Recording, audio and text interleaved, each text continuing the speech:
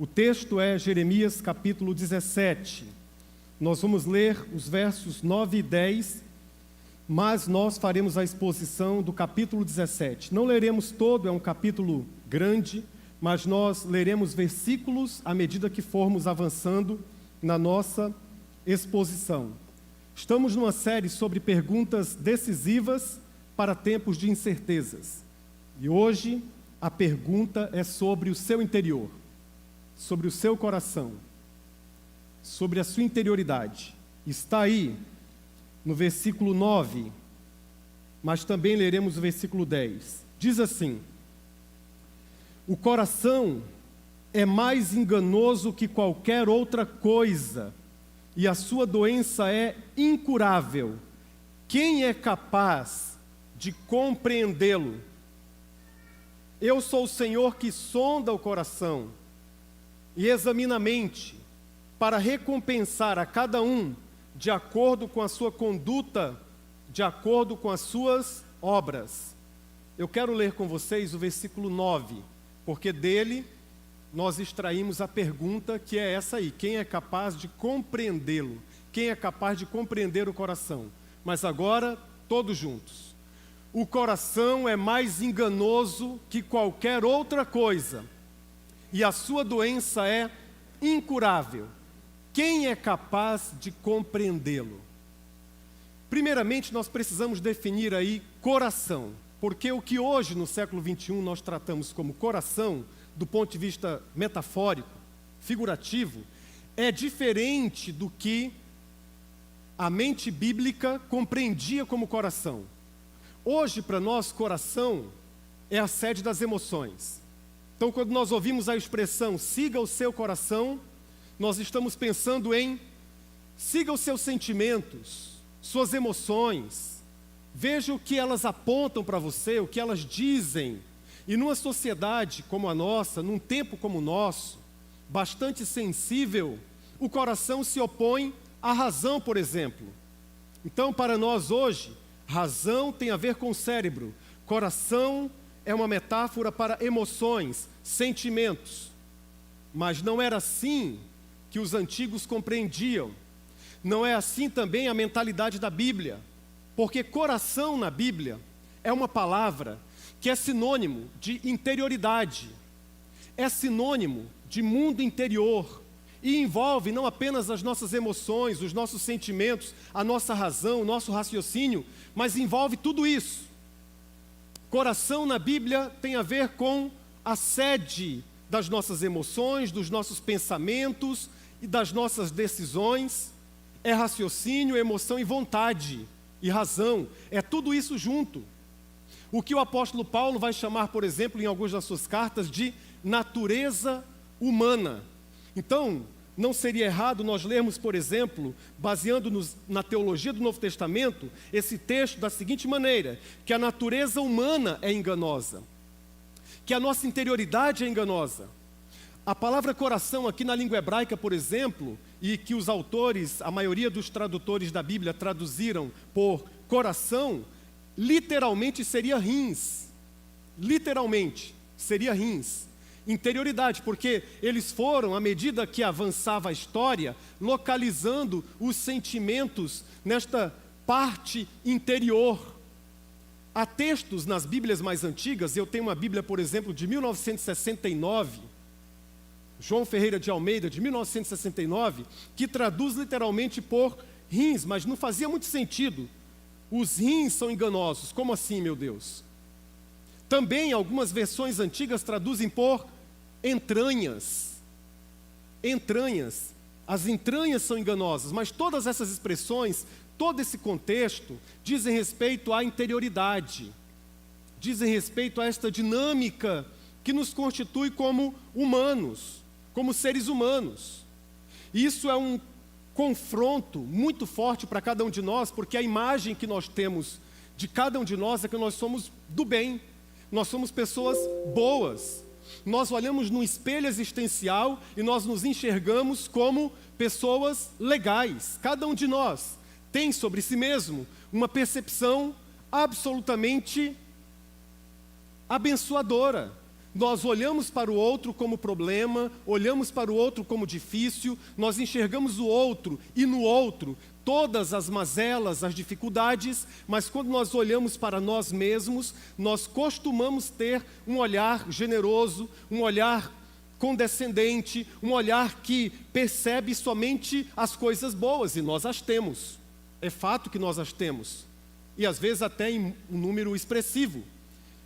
E é difícil para nós ouvirmos a palavra de Deus nesta manhã que diz: você é enganoso, nós somos enganosos, a nossa natureza humana ela é enganosa, o nosso coração é enganoso. Mas para facilitar a comunicação nesta manhã, uma vez que eu já defini o que é coração na perspectiva bíblica, nós vamos chamar de coração. E aí dentro você vai compreender coração como tudo que você é por dentro. Como a sua interioridade, como o seu raciocínio, como o seu pensamento, como suas emoções. Todo esse conjunto de realidades, a Bíblia diz que é profundamente enganoso. Em outras palavras, você não pode confiar em si mesmo. Não confie em você mesmo. Nos seus melhores dias você pode dar até um crédito. Isso é diferente de não acredite em si mesmo. Não vamos confundir aqui. Cada um de nós tem que ter uma autoconfiança dentro de um limite. Nós temos que acreditar em nós mesmos. Mas especialmente na questão dos embates da vida, na questão da sabedoria que a vida exige, na questão da moralidade, não confie em você mesmo. Não se entregue a você mesmo. Suas percepções podem estar certas, mas algumas vezes elas estão bem equivocadas.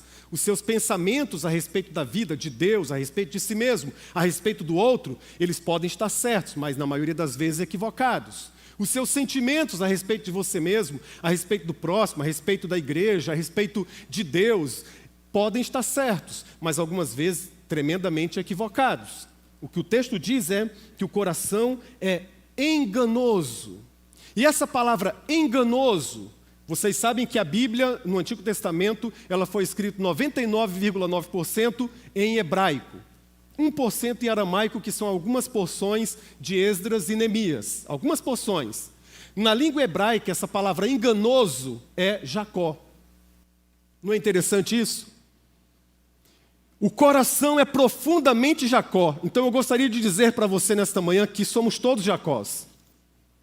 Somos todos Jacós, de alguma maneira.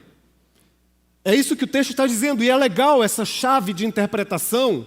O coração é profundamente Jacó, é profundamente enganoso, porque nós conhecemos um pouco da história de Jacó. E nós vamos usar um pouquinho dessa história para falar do coração, do seu coração, do meu coração, do nosso coração.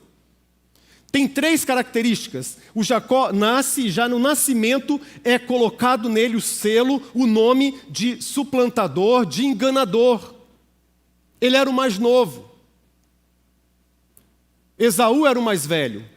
Na cultura bíblica, Esaú tinha uma dupla honra, uma dupla bênção, uma dupla responsabilidade, porque ele deveria ser naturalmente o primeiro, uma vez que nasceu em primeiro, mas não apenas isso, porque Deus determinou que o primogênito deveria ter uma dupla responsabilidade, um duplo compromisso, e tudo que é responsabilidade e compromisso nas Escrituras Sagradas são acompanhados de bênção, são acompanhados de coisas boas.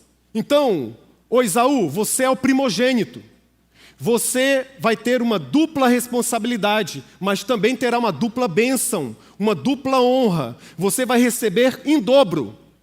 O menino Jacó foi crescendo e foi ouvindo essa história. Era uma história contada da cultura, porque em algum momento, provavelmente aos 12 anos, o pai reuniria todos e ele comunicaria a bênção da primogenitura, a bênção da dupla honra, do duplo compromisso, da dupla responsabilidade, da dupla bênção.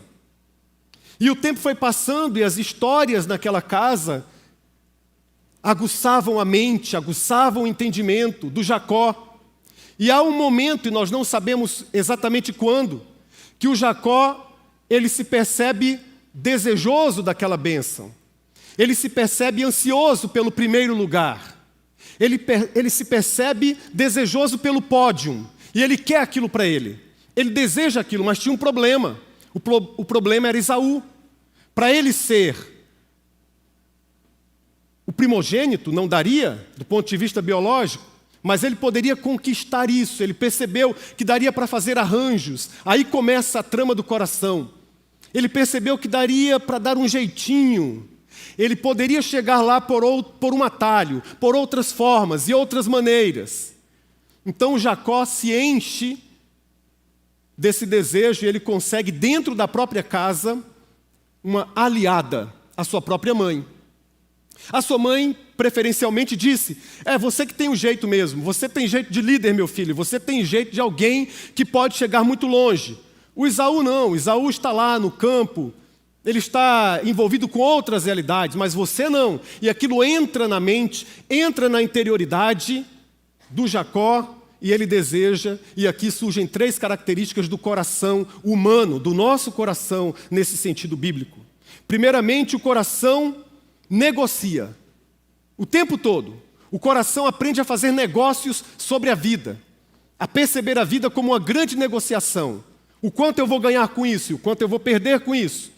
E ele negocia com o seu irmão, percebe o seu irmão faltoso, carente, necessitado, com fome, e ele sugere: que tal um prato de lentilhas? E o Esaú vende, entrega a bênção da primogenitura por um prato de lentilhas. Mas de um modo muito interessante, quando o Novo Testamento vai tratar dessa história, ela impõe o erro não em Jacó, mas em Esaú. Primeiramente porque o coração é isso mesmo. É uma assertiva da Bíblia dizendo: gente, é isso aí. O Jacó deveria ter em mente, deveria conhecer o fato de que nós não podemos comprar tudo. Vocês sabiam disso? Há coisas que nós não podemos comprar de jeito nenhum. O Jacó deveria saber isso. Mas o Esaú, mais do que o Jacó, deveria saber que há coisas que nós não podemos vender. Há coisas que são inegociáveis. Essas realidades que nós não podemos vender de jeito nenhum, elas estão atreladas, apegadas, ligadas à nossa espiritualidade, aos nossos valores, aos nossos princípios, coisas que nós aprendemos com Deus e coisas que nós aprendemos com os nossos avós, com os nossos pais. Há coisas que não podemos vender. Por isso que o peso maior foi sobre o Esaú. Ele foi perverso na linguagem do Novo Testamento. Ele negociou, porque o seu coração também era Jacó. Ele que queria manter distância da mãe, manter distância de Jacó, ele percebeu que ele mesmo era um tipo de Jacó. Vendeu o que não podia vender. E o nosso coração, de um modo geral, negocia o tempo todo. Dissimula, negocia tempo, negocia atenção, negocia percepções. Essa é uma característica do coração humano, por isso que nós não podemos confiar nele. O coração humano também, olhando para a história de Jacó, ele encontra disfarces. Ele se disfarça. Ele parece ser uma coisa, mas na verdade não é. Você se lembra da história, quando a mãe sugere: olha, mas o seu irmão é peludo, o seu irmão ele é cabeludo, ele é forte, ele é o homem do mato, ele é o homem da selva, mas nós podemos dar um jeito nisso. Você não, você é liso, você não tem pelos nenhum. E quando o seu pai tocar em você, vai perceber que não é Esaú. Mas o que eu faço então, mãe? Vamos dar um jeito nisso. Coloca sobre o liso Jacó um casaco de pelos de animais, e ele vai até o seu pai, e o seu pai cheira, percebe, toca e diz assim: olha, o corpo e a voz é de Esaú. O corpo é de Esaú, mas a voz, melhor dizendo, é de Jacó. E ele quase chegou lá, o velho Isaac. Mas não percebeu. Por quê? Porque houve um disfarce. Você e eu, muitas vezes, já olhamos para situações, talvez na sua empresa, talvez nos seus negócios, ou talvez dentro da sua própria casa, em que você olhou para o fulano e você quase que percebeu que estava disfarçado, que não era bem aquilo, mas você não conseguiu. Mas não sei, mulher, eu não sei o que acontece. Parece que é, mas não é. Todos nós somos assim. Eu sei que é difícil admitir isso, mas nós, imperceptivelmente, vamos encontrando disfarces. De repente, aquela pessoa que você imaginava ser isso, se demonstra aquilo. Aquela pessoa que você se imaginava do bem, ela se transforma em do mal. E você percebe que nós encontramos disfarces. Nós não nos apresentamos como de fato somos. nós escondemos, nós temos segredos, nós temos realidades. É isso, a questão mais profunda da palavra de Deus sobre esse assunto é isso. Mas também, olhando ainda para a história de Jacó, porque a Bíblia diz que o coração é Jacó, no texto hebraico, o coração foge. Foge de confrontos. Porque quando a coisa apertou dentro daquela casa, quando a farsa foi descoberta, quando Esaú descobriu que o seu irmão o enganara, quando Esaú descobriu que ele foi vítima de um enganador, de um Jacó, de um suplantador, ele quis matar a Jacó. Esse é o sentimento que às vezes nós temos sobre nós mesmos. Eu não me aguento mais. Eu tenho que ser diferente. Mais uma vez eu disse o que não deveria. Mais uma vez eu fiz o que eu não gostaria. Mais uma vez eu pensei coisas que não deveria ter pensado. E no lugar de tratar, nós queremos fugir. Fugir de casa. Fugir de quem pode efetivamente ajudar. Fugir de quem pode nos olhar nos olhos e dizer: eu te conheço, eu sei quem tu és, eu sei quem você é. E fugir de casa, por exemplo, diante dos olhos sobrenaturais e amorosos, diante dos olhos que podem nos olhar por dentro e dizer: conheço as tuas obras. O Jacó deu no pé, o Jacó fugiu, o Jacó não quis enfrentar a situação, e todos nós sabemos que o nosso coração é assim também.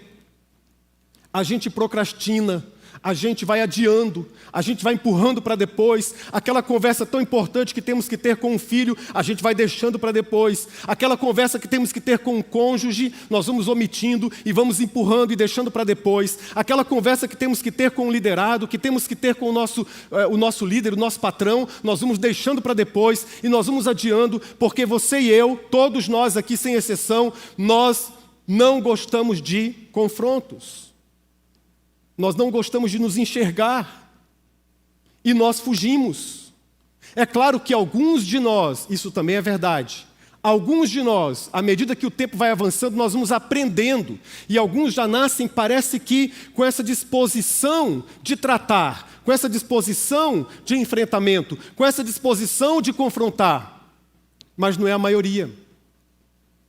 A maioria tem o famoso temor humano, que é um pecado revelado nas Escrituras, que é o medo de situações embaraçosas, é o medo de confrontar, é o medo de não dizer efetivamente qual a sua opinião para continuar sendo querido, porque o coração quer ser abraçado, o coração quer uma dupla bênção, quer uma dupla honra, o coração quer ser afagado também, como a exemplo de Jacó. Então, quando a Bíblia diz, o coração é mais Jacó que qualquer outra coisa na vida, é mais enganoso, e a sua doença é incurável. A gente tem que perguntar, por quê? Por todas essas razões, mas o texto de Jeremias capítulo 17 nos apresenta outras razões. São elas, primeiro, versículo 1, coração tem alianças profundas. O versículo 1 do capítulo 17 diz, o pecado de Judá está escrito com estilete de ferro, gravado com ponta de diamante nas tábuas dos seus corações e nas pontas dos seus altares. O coração tem alianças, está presente aí. Essa linguagem é uma linguagem pactual, é uma linguagem da aliança.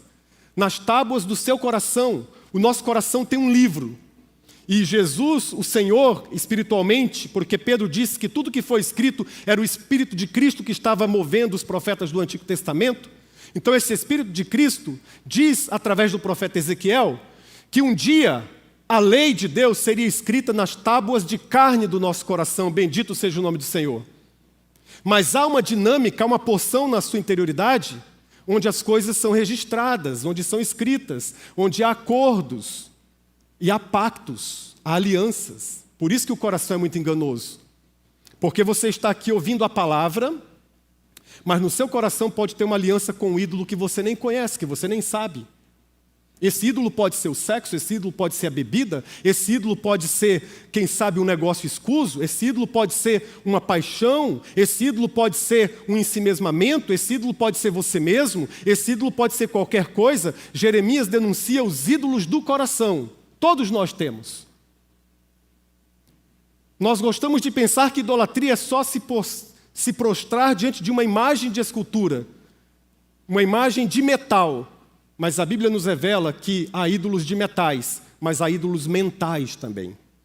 Por isso que o coração é muito perigoso. E o coração tem altares e tem alianças. Porque aqui no versículo 1 ainda diz: nas tábuas do seu coração, na ponta dos seus altares. Há uma aliança e há também altares.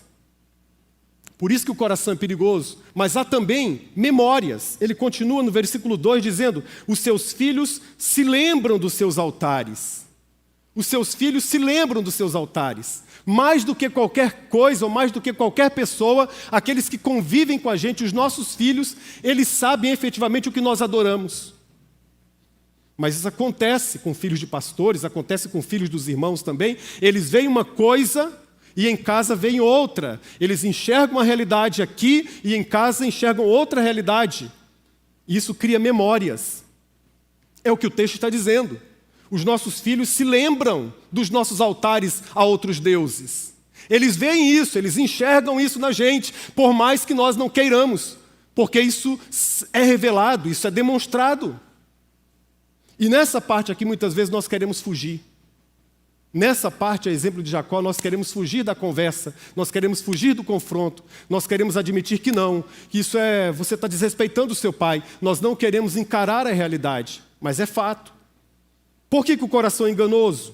Porque ele também possui tesouros. O versículo 3 diz: e sobre as montanhas do campo, as riquezas de vocês e todos os seus tesouros. Há tesouros no nosso coração. Não são ídolos, mas são coisas que nós valorizamos profundamente, coisas que nós valorizamos muito, com muita intensidade. Quando você compra algo novo, você cuida de todos os detalhes, e você cuida, alguém vai pegar, você diz: olha, muito cuidado. Muito provavelmente, esse excesso de cuidados em relação às coisas estejam ligados com o seu tesouro. E Jesus disse certa vez: o seu coração vai perseguir o seu tesouro. Ele vai ficar ligado, conectado. Há recursos também. O coração tem recursos, porque Deus nos criou a sua imagem e semelhança. Isso é bom por um lado, mas vocês vão ver que é ruim por outro lado. No versículo 5 diz assim: assim diz o Senhor, maldito o homem que confia no homem, que faz da humanidade mortal a sua força, mas cujo coração se afasta do Senhor. Ele será como um arbusto no deserto, não verá quando vier algum bem. Mas o versículo 5 diz que esse homem que confia em si mesmo, aqui não é confiar em outro, em outra pessoa, mas é confiar em si mesmo. Maldito o homem que confia no homem, ou seja, confia em si mesmo, e faz da humanidade mortal a sua força, mas cujo coração se afasta do Senhor. E se afasta do Senhor por quê? Porque tem recursos. O nosso coração, a nossa vida tem recursos. A gente tem gordura para queimar, nesse sentido metafórico. Ou seja, há muitas pessoas que vão viver sem Deus mais ou menos tranquilas. Há muitas pessoas que não vão curtir a espiritualidade e vão sobreviver com poucos arranhões. Elas vão vivendo. Porque nós olhamos para dentro de nós mesmos e nós encontramos recursos. Sobre isso, Provérbios capítulo 3, versículo 5, diz assim: não te estribes, não apoie no seu próprio entendimento, porque é um entendimento nosso da vida. Isso são os recursos que nós temos. E quando alguém vem falar de Jesus, quando alguém vem falar da Bíblia, quando alguém vem falar de espiritualidade, você olha para dentro dos seus recursos, do coração, e você diz: eu não preciso disso. E muitos dão conta durante muito tempo mesmo. E você, por exemplo, deu conta durante muito tempo. Faz quanto tempo? Ou seja, foi quando que você entregou sua vida a Jesus? Quando você se descobriu falido, sem recursos. Jesus disse isso: bem-aventurados os pobres de espírito. Porque muitas pessoas no mundo inteiro não se percebem falidas espiritualmente, porque o coração tem recursos. E como tem? Tem recursos para cuidar, tem recursos para amar, tem recursos para emocionar outros, tem recursos para se solidarizar, tem recursos para ser generoso, tem recursos. É a graça comum, espelhada e espalhada na vida de todos. Então o coração é enganoso, porque muitos olham para esses recursos e falam assim: eu não preciso de igreja. O coração é enganoso, porque muitos olham para esses recursos e dizem: eu não preciso de ouvir nenhuma pregação, não preciso ser nutrido espiritualmente. Porque muitos olham para esses recursos e dizem: eu não preciso. porque o coração é resistente também. É o próximo versículo que eu antecipei a leitura. Ele, esse coração, essa vida, esse homem, será como um arbusto no deserto. Não verá quando vier algum bem. Habitará nos lugares áridos do deserto, numa terra salgada, onde não vive ninguém. O coração é resistente demais. A gente consegue, infelizmente, viver alienado de Deus durante algum tempo, e muitos durante bastante tempo, como um arbusto no deserto, experimentando aquela solidão da alma, aquela solidão que você pode estar no meio de uma multidão e mesmo assim se sentir sozinho. Arbusto no deserto, resistente, o coração humano é resistente. O coração humano também, ele faz planos. O Jeremias capítulo 17 fala desses planos, mas especialmente Provérbios capítulo 19, Provérbios 19, versículo 21, diz assim: muitos são os planos no coração do homem, mas a resposta final vem de Deus. Mas o nosso coração tem planos. Planos têm a ver com sonhos. Sonhos não tiram apenas nosso sono, nem a vontade de comer algumas vezes. Sonhos nos deixam apaixonados. E alguém apaixonado não quer ouvir ninguém mais. Olha o que Deus fez no universo. Quantos empresários aqui me escutam, tanto aqui como através da internet? Quantos empreendedores, quantas pessoas que queriam abrir um negócio? Quantas igrejas, nós aqui na igreja nos reunimos no final de 2019 e nós fizemos o retiro dos pastores e nós fizemos um plano para 3 anos. Para 3 anos agora, em 2020, tinham várias etapas, várias coisas, e nós vibramos, e nós nos reunimos em fevereiro lá com a liderança da igreja na nossa chácara, e nós apresentamos esses planos, e eles aplaudiram e gostaram, e aí em março vem a pandemia. E as folhas, e a gente pega 1 ou 2 ou 3 ou 4, e os planos? Muitos são os planos no coração do homem, mas a palavra final vem de Deus. Todas essas realidades pertencem no nosso coração. E finalmente, porque a lista é muito maior do que essa, no próprio livro de Jeremias, mas eu quero terminar por aqui, essa lista, falando dos pecados. Ele fala dos pecados aqui em Jeremias capítulo 17, mas eu quero ler para vocês Mateus capítulo 15, versículo 19, que diz assim: porque do coração procedem os maus pensamentos, as mortes, adultérios, prostituição, falsos testemunhos, furtos, melhor dizendo, falsos testemunhos e blasfêmias. Leia comigo esse texto, igreja. Vamos ler juntos? Pois do coração saem os maus pensamentos, os homicídios, os adultérios, a imoralidade sexual, os roubos, os falsos testemunhos e as calúnias. Deixa aí um pouquinho. O que é a tentação, afinal de contas?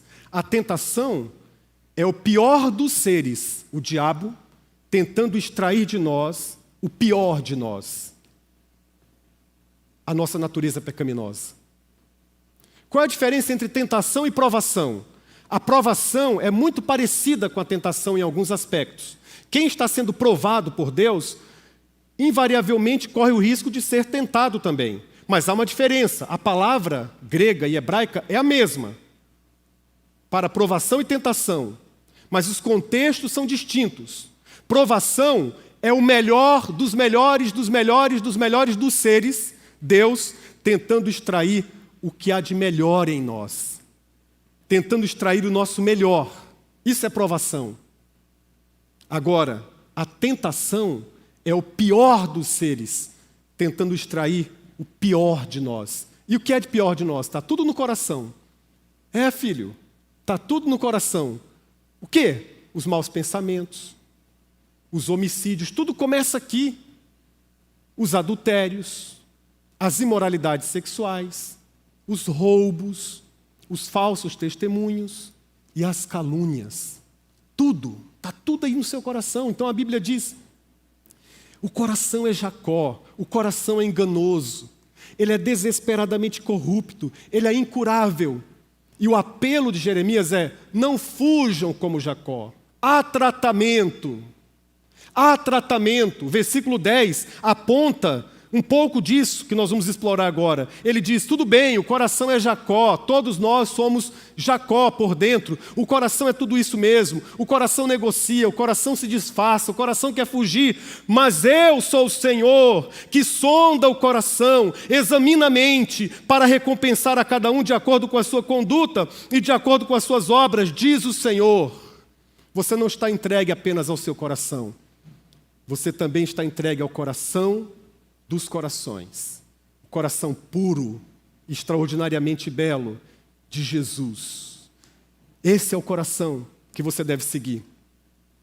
Nós não fomos chamados para seguir o nosso coração, nós fomos chamados para seguir promessas, promessas de Deus, promessas de um coração que quer o melhor de nós, o melhor para nós. Mas então, meu Deus, como é que eu vivencio essa vida aqui sem ser Jacó? Como é que eu viro Israel? Como é que eu sou transformado? Primeiramente, você não pode fugir. Não fuja mais. Por favor, não fuja mais. Ao perceber suas mazelas, as suas inquietações, trate, busque ajuda.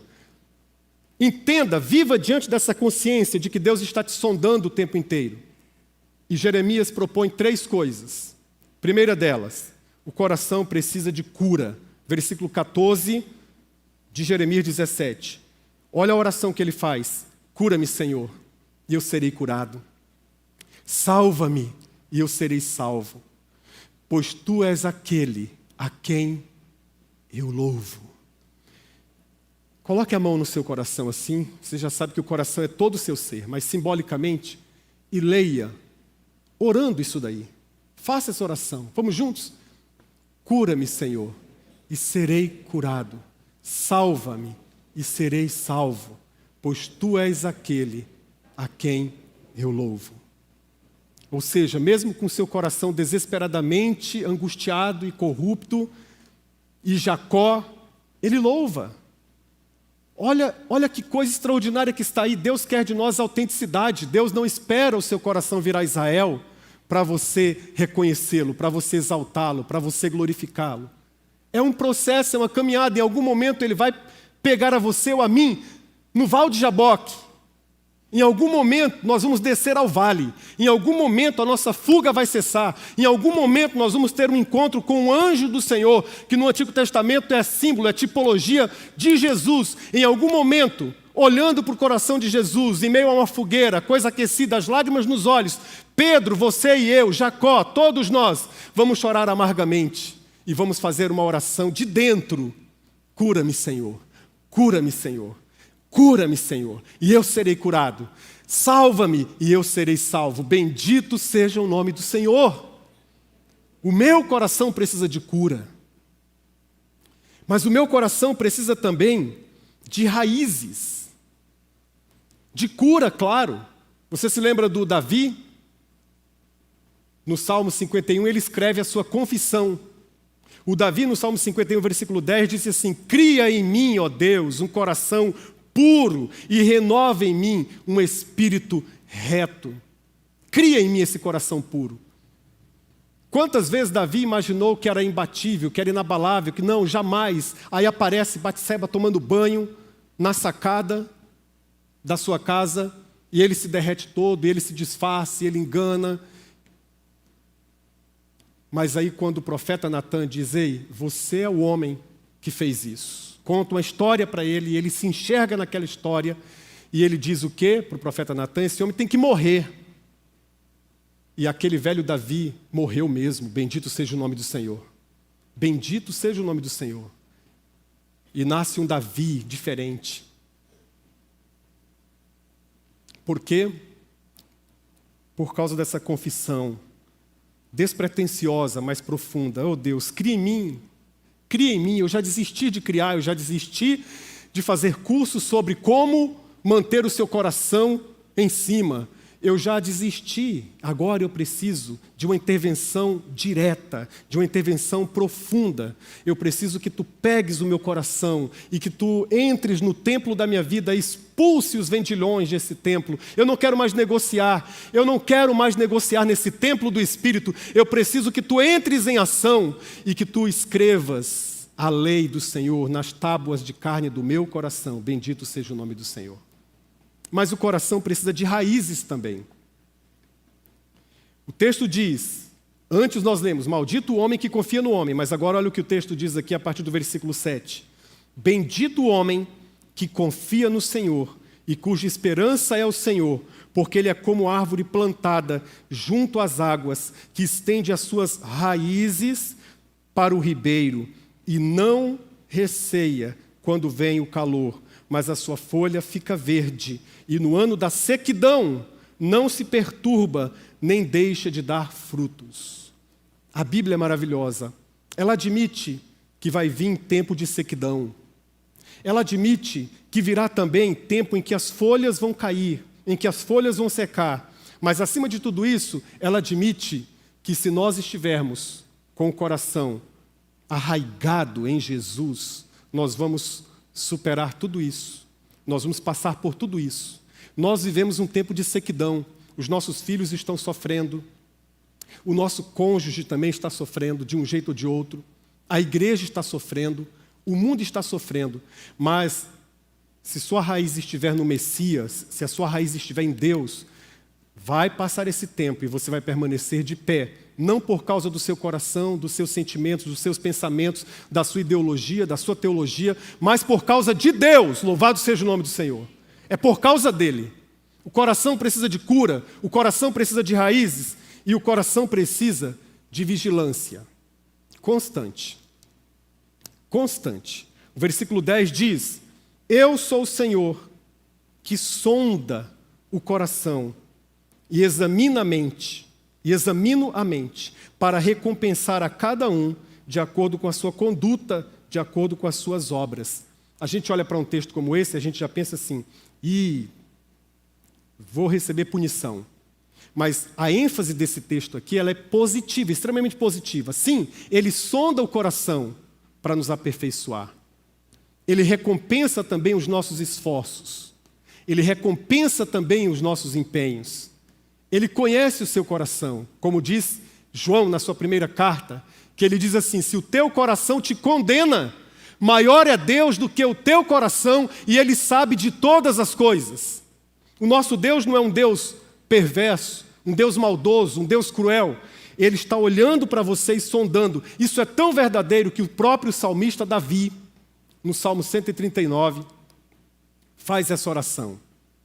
Isso que aqui é profecia se transforma em oração para Davi. E ele disse assim, sonda-me, ó Deus. Tu sondas e me conheces. Vê se há em mim algum caminho mau, porque o meu coração é enganoso. Então vê se há em mim algum caminho mau e guia-me pelas veredas eternas. Bendito seja o nome do Senhor. Tem coisas que você sabe sobre você, 1 ou 2%. Tem coisas que o seu cônjuge, o seu amigo, o seu filho sabe sobre você, 0,5%. Mas quem conhece tudo sobre você é o teu Deus. Tudo. E mesmo assim ele não desistiu de você. Você pode orar como salmista, sonda-me, Senhor. Eu estou completamente desnudo diante da tua presença, sonda-me. Veja que pensamentos malucos são esses que há dentro de mim, esses sentimentos contraditórios. E essas atitudes treslocadas, sonda-me, Senhor. Veja se há em mim algum caminho mau. E guia-me, guia-me, guia-me pelos caminhos eternos. Bendito seja o nome do Senhor. Vigilância constante da consciência. A revista Time, há muitos anos, quando o Billy Graham estava em alta ainda, ela fez uma reportagem com o Billy Graham, porque o Billy Graham foi eleito pela revista Time como o homem mais íntegro da América. Todo ano a revista tinha os 10 mais. E ele foi eleito como o mais íntegro da América. E foram entrevistar o Billy Graham. E disseram, como é que você se sente sendo o homem mais íntegro da América? Ele disse, vocês erraram, eu não sou o homem mais íntegro da América. Eu sou o homem mais vigiado da América. E eu tenho consciência disso. Eu tenho consciência. E o primeiro olhar sobre mim é o olhar amoroso do meu Deus. Ele está olhando, Ele está me sondando. A gente tem que viver debaixo dessa vigilância Não confie em você mesmo. Mas a vigilância também de irmãos queridos. Quero concluir com uma história judaica sobre uma matilha de cães. Tinha um cachorro lá entre eles que latia mais alto, que impunha pela força um certo respeito, um certo medo. E ele queria sempre ser o primeiro, estava sempre tentando fazer algo para chamar a atenção. Um dia, a matilha se reuniu sem a presença deste cão mais velho e decidiram dar a ele uma medalha. Fizeram uma reunião pública, convocaram-no. A medalha era muito bonita, chamava bastante atenção, muita atenção. E naquela cerimônia colocaram a medalha no seu pescoço. Ele inflou o peito e disse: agora sim, honra ao mérito. E ele passava no meio da matilha, ornando aquela medalha, e todos davam um sorrisinho de canto de lábios, e o tempo foi passando, e o tempo foi passando, e o tempo foi passando. Depois de muitos anos, o seu netinho, cãozinho pequenininho, bonitinho, chegou para ele, um pet bonitinho, chegou para ele e disse assim: vô, eu preciso te contar um segredo que o meu tio me contou, que o meu pai me contou, e eu gostaria que o senhor soubesse disso. Pois não, meu netinho, fala. Essa medalha que o senhor está ostentando aí no peito, o senhor tem orgulho dela? Tenho, claro que tenho. Foi a matilha que me concedeu essa medalha. O que o senhor acha dessa medalha? Eu acho que eles quiseram honrar os meus esforços, honrar o meu empenho de ser o cão velho aqui, o que manda em tudo. Pois é, vô, o segredo é o seguinte. Eles, numa reunião, descobriram que o senhor era um perigo para a matilha. Um perigo. E ele sabia que o senhor viveria mais pelo menos uma geração, a minha geração, a geração dos netos. Então, para que ninguém tivesse qualquer dúvida, eles colocaram essa medalha e foram avisando nas casas: olha, quando você vir um cachorro, um cão, com uma medalha, ele é muito perigoso. Ele é extremamente perigoso. Não fica perto dele. E aquilo que ele achava que era respeitador, era na verdade muito vergonhoso. Aquilo que ele achava que era, uau, quanto brilho, era na verdade muito ofuscado. Essa história judaica é para dizer para você e para mim que não Deus, mas a queda humana colocou uma medalha dentro de cada um de nós. O nome dessa medalha é coração. A gente se orgulha disso. A gente tenta mostrar que nós temos fama, sucesso, mas isso é muito perigoso. O texto de Jeremias vem para dizer: é muito perigoso. É enganoso demais. É enganoso porque negocia. É enganoso porque disfarça. É enganoso porque foge. É enganoso porque é Jacó. É como Jacó. Mas a notícia boa para você e para mim é que o Verbo se fez carne, viu toda a nossa situação, profetizou sobre nós, sobre os nossos filhos e os filhos dos nossos filhos e as futuras gerações, que Ele faria um pacto, uma nova aliança, e que Ele tiraria o nosso coração perigoso, o nosso coração de pedra, e que Ele colocaria dentro de nós um coração sensível, sensível à sua lei, sensível à sua palavra. Mas, enquanto nós estivermos aqui,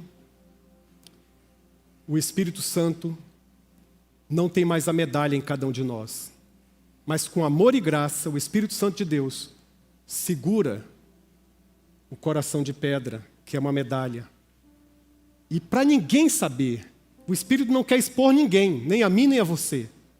Mas em alguns momentos, que podem ser de noite, de madrugada, em alguns momentos ele chama a sua atenção, e você está reclamando, está se lamuriando, você está insistindo com ele, porque na verdade você acha que não está justo, que não merece tudo aquilo.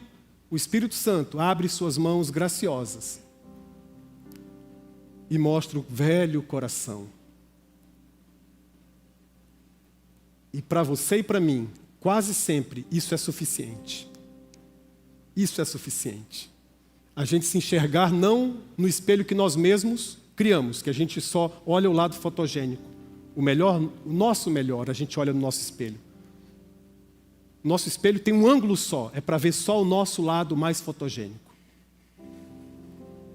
Mas o Espírito Santo segura o nosso coração, como uma lembrança de que esse coração velho custou a morte de um coração puro, o coração do Messias, o coração de Jesus. Ele parou de bater um final de semana, mas no terceiro dia ele começou a pulsar, chamando o seu nome, o meu nome, e dizendo: vai chegar o tempo em que eu não precisarei mostrar mais as medalhas. Eu vou mostrar a coroa para cada um de vocês. Sejam benditos, filhos amados do meu Pai. E vocês entrarão no meu banquete, no meu reino.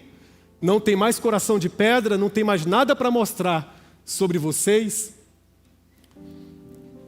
E vocês terão um coração tão puro, tão diferente do coração que ostentaram na terra, que vocês se curvarão diante do coração puro que morreu por vocês. E as coroas cairão e rolarão até os pés do Messias. Bendito seja o nome do Senhor. Mas por enquanto, a melhor coisa que pode acontecer é essa vigilância do Espírito sobre você e sobre mim. Ele vai mostrar o coração, vai te fazer sofrer, vai te machucar, vai me machucar. É tão ruim perceber que eu não sou o pai que eu acho que sou. Mas é para minha cura. É tão ruim perceber que eu não sou o marido que eu deveria ser. Mas quando o Espírito Santo mostra o coração, ó o velho marido, ó o velho marido. Eu não gosto, mas ele gosta. O meu Senhor gosta, e a minha senhora gosta também. Quando Deus revela esse marido que não é tudo que ostenta ser, é para minha cura, é para a sua cura. Não foge mais. A mensagem desta manhã é para você e para mim entendermos uma coisa: não foge mais. Você é Jacó, mas Deus está fazendo de você Israel. Israel. Não tema os vales. Não temos momentos em que Ele revela um pouquinho do seu coração. Velho coração, não tema. Porque é para o seu bem. Em nome de Jesus. Feche os seus olhos, mas mantenha o seu coração aberto. Não fuja. Jacó, não fuja. Chega um tempo que é hora de encarar, de enfrentar, de parar de dar justificativas, de parar de transferir para outrem. Chegou a hora de você sozinho diante do anjo do Senhor, que é Jesus, o Messias, revelar tudo sobre você mesmo e permitir que Ele sonde e revele, para que Ele cure você completamente, para que Ele te enraize profundamente, como árvore plantada à beira de ribeiros de água, à margem desses ribeiros de água, para dar o fruto na estação própria. E não encare a vigilância do Santo Espírito e até de pessoas tão queridas e tão próximas como intromissão na sua vida. Encare como um abraço de Deus para que você seja Israel. Deus abraça Jacó, não para que ele continue Jacó em seus braços, mas para que ele vire Israel, porque nós só conseguimos virar Israel nos braços de Deus. Nos nossos próprios braços, a Bíblia já diz: não confie, não faça do braço mortal a solução da sua vida. Nos braços de Deus, esse Jacó velho pode se transformar num Israel novo e de novo. Bendito seja o nome do Senhor. Pai, olha para todos nós. Mostra o nosso coração velho para que a gente sinta arrepios na alma e nunca mais desejemos viver do jeito antigo, mas que expressemos novidade de vida, imperfeita, mas é nova, a cada dia, até aquele dia em que o Senhor nos receberá na tua mesa. Em nome de Jesus. Amém.